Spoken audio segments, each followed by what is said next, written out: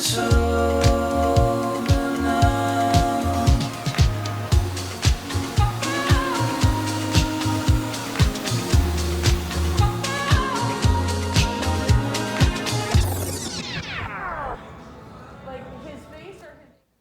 again, it's Blake Rittenhouse.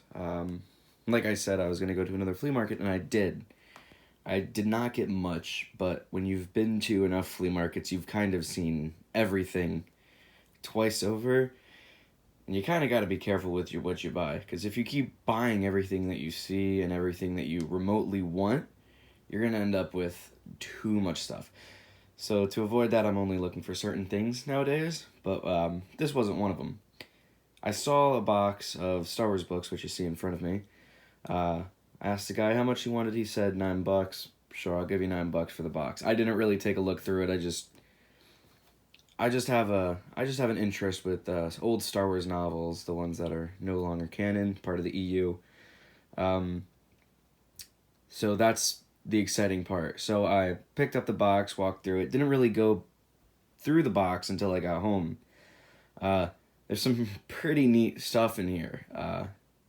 On the top, you see the original Star Wars book, which came out following, well, actually before New Hope, but most of them came out following. So we're going to go through this box and see what we have. So we have multiple copies of George Lucas's Star Wars, which this one is... next page. This is the 17th printing, so 1978. I believe this is the 15th printing. Yeah, 15th printing, 77. So following, that one was right following the movie. But the special one is this one right here. We'll go over that in a minute. We'll get back to that one. There's just a bunch of books. So Star Wars Shadow of the Empire, it's a junior novel. Return of the Jedi with the cover missing, but then right underneath that is Return of the Jedi with the cover. So a lot of these books are just doubles, which is fine. I mean, a book is a book. The Star Wars Saga, this was produced by Ballantine Books. It's technically a Del Rey book, who was just an executive at Ballantine. We'll also get back to that. That one's pretty special. Star Wars collectible. A fewer comics. This one's cool. This is the Stan Lee Presents, the official comic adaptation of Return of the Jedi. It's missing the cover. I mean, that'll hurt the value. I'm not looking to sell it, but that's that. This one's pretty cool. This is following episode 6.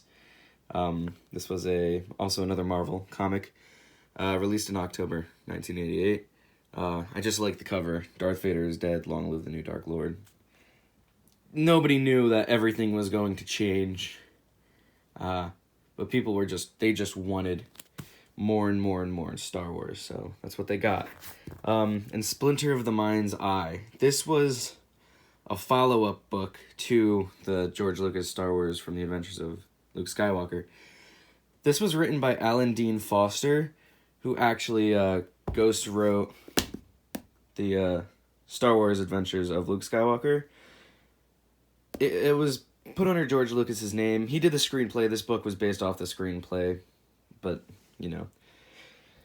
All right, this is also a photograph book from The Empire Strikes Back. It's pretty beaten up.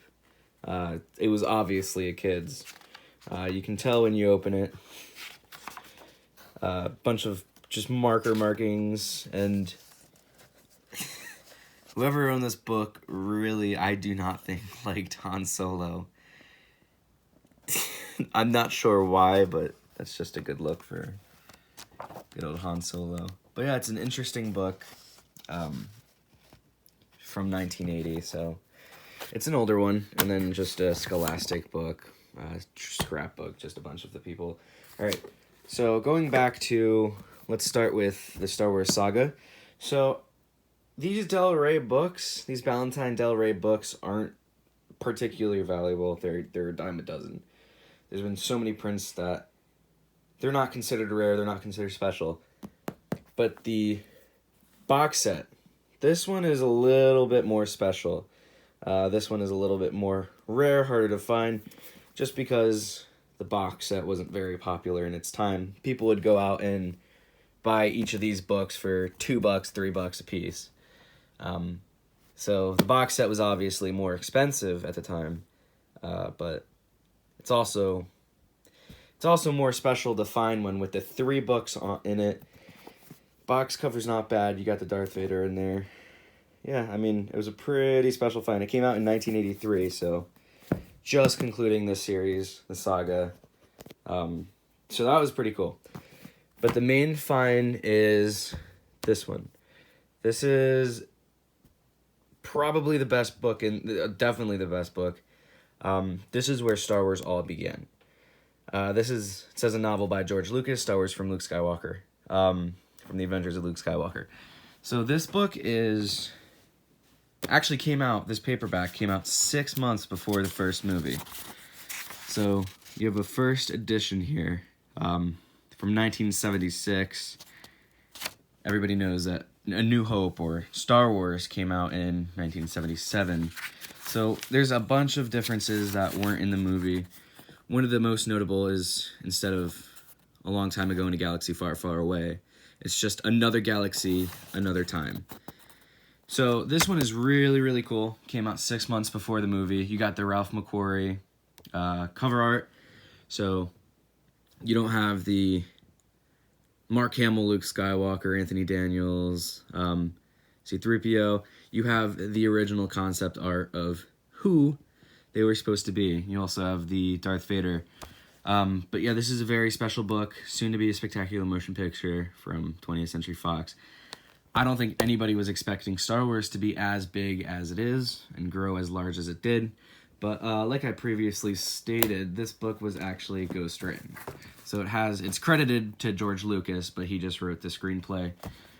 Alan Dean Foster, who wrote Splinter of the Mind's Eye, actually wrote the first Star Wars book, the one that came out before the movie. Obviously, all credit goes back to George Lucas. This was after George Lucas wrote the screenplay, after the movie got picked up. This was produced during production of the first movie. So as far as value goes, I've seen them sell from anywhere from $40 to $90. So this is, I wouldn't consider a considerably rare book, but it is definitely a special book that I will be hanging on to. As far as that goes, that's really as much as I got at the flea market this week. It was a Wednesday market, so it wasn't very big. I had a great time. We stopped at Cabelas,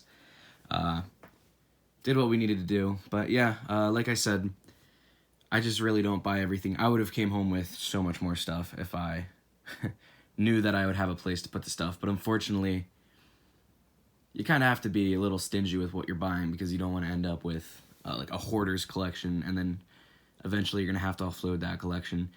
If you are going to flea markets, don't impulse buy. Just buy what you want to buy. Buy what interests you, but keep in mind how big a clutter problem could happen after flea markets. You see people at the markets that are just offloading all the stuff that they've bought before.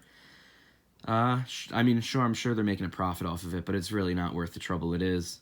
But other than that, yeah, this weekend is Father's Day. There should be 2 markets that I'm going to, if it's not raining. If it is raining, I'll probably just post a filler video or something. But yeah, thank you for the support. If you do like this video or find it even mildly interesting, please leave it a thumbs up, subscribe, and I will see you next time. Thank you.